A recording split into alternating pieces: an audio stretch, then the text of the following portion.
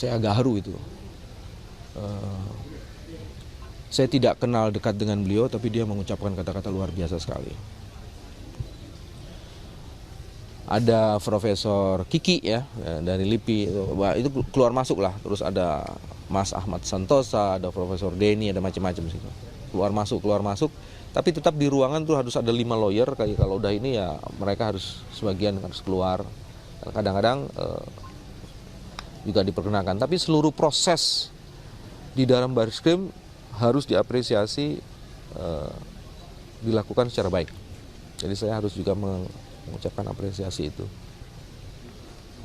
Jadi tengah malam jam 12:30 atau 12:30 gitu ya.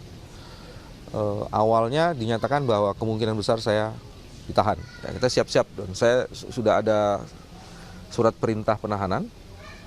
Terus dalam surat perintah itu saya lihat, oh ini masih ada yang kurang, terus saya lengkapi. Jadi saya tidak menandatangani itu supaya konsisten dari awal.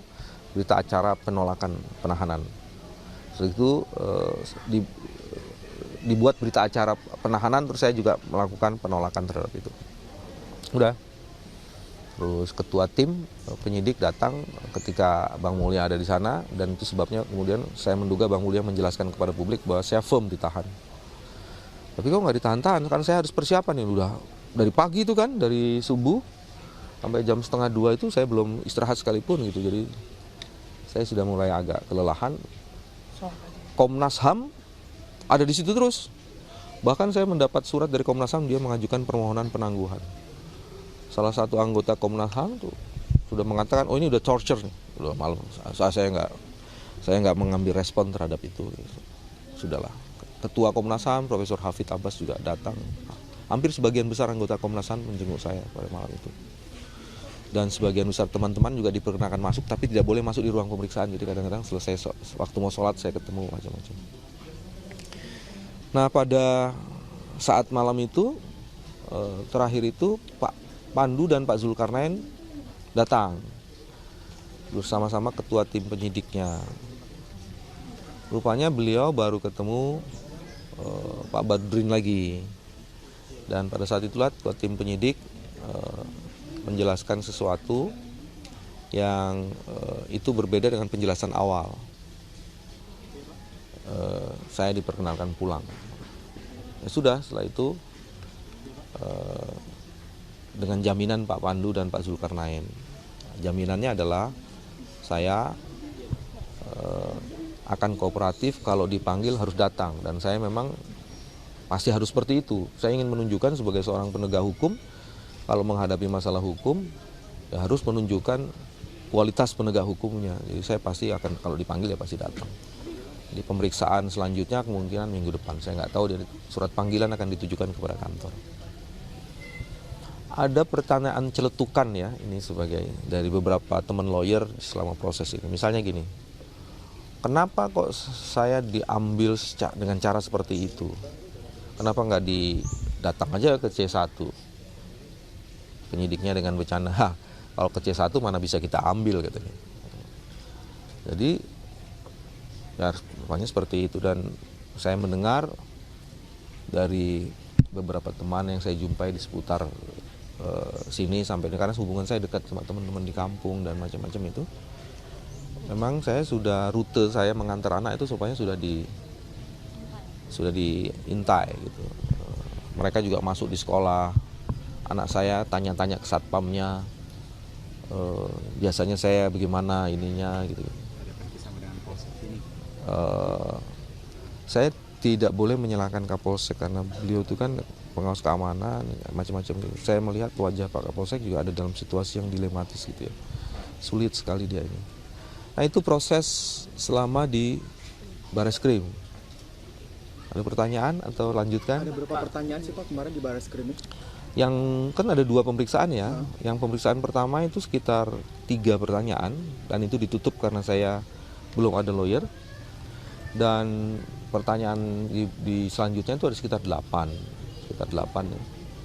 Dan saya belum bersedia menjawab itu karena pasal 242 dan 55 tidak dijelaskan secara lengkap, jadi saya nggak bisa. Saya bilang kalau begitu saya tidak bisa menjawab, karena saya harus menjawab sesuai dengan apa yang menjadi dasar tuduhan. Dari 8 itu apa yang dipertanyakan? Bapak kan bilang ada Satu-satu ya. Banyak yang Bapak bilang ini bilang banyak kejanggalan dari proses pemeriksaan dan juga kemarin bertepatan dengan ulang tahun Bu Megawati yang Waduh. nama Bapak itu politikus PDI Perjuangan. Bapak ada nggak indikasi bahwa ini sebuah bentuk organisasi dari Pasti saya tidak bisa membuat pernyataan resmi yang menghubung-hubungkan sebagai pernyataan resmi dari seorang BW, karena saya tidak tahu ini ada urusannya dengan ulang tahun Bu Mega, dengan Pak Sugianto Sabron. Tapi yang saya dengar memang Pak Sugianto Sabron itu adalah orang PDIP, dan ini menjadi menarik ketika dihubungkan dengan sebelumnya ada PLT Sekjen PDIP membuat pernyataan yang menyerang pimpinan KPK. Itu fakta, saya tidak mau membuat kesimpulan seperti itu. Tapi kalau saya ditanya, apakah proses ini proses murni kasus? Kalau melihat pengalaman saya, pengetahuan dan pengalaman saya dalam menangani kasus untuk kasus seperti ini pasti tidak. Kasus ini tidak berdiri sendiri. Kemungkinan kasus ini ada berkaitan dengan penetapan KPK sebagai BG sulit untuk diingkari, tapi saya kan tidak punya bukti mengenai itu. Tapi saya akan mengikuti prosesnya. Jadi itu saja. Tunggu. Satu lagi ya, sini. Bagaimana peranan Presiden Jokowi dalam upaya pelepasan Bapak ini? Aduh, ya pasti saya tidak tahu karena saya belum bertemu dengan Presiden Jokowi dan belum sempat menanyakannya. Tapi yang sudah ketemu kan Pak Ketua, nanti bisa ditanyakan di Pak Abraham Samad. Anda lagi, Mas? ada informasi bahwa Pak Adnan Mandur Praja dilaporkan oleh suatu perusahaan Pak, oleh kepolisian. Apa? Pak Adnan. Kenapa? Dilaporkan. Kepolisian, Pak. Oh gitu. Perusahaan. Oke. Saya belum tahu. Kalau itu ya, pertama begini, sebagai penegak hukum yang baik, pasti saya harus klarifikasi.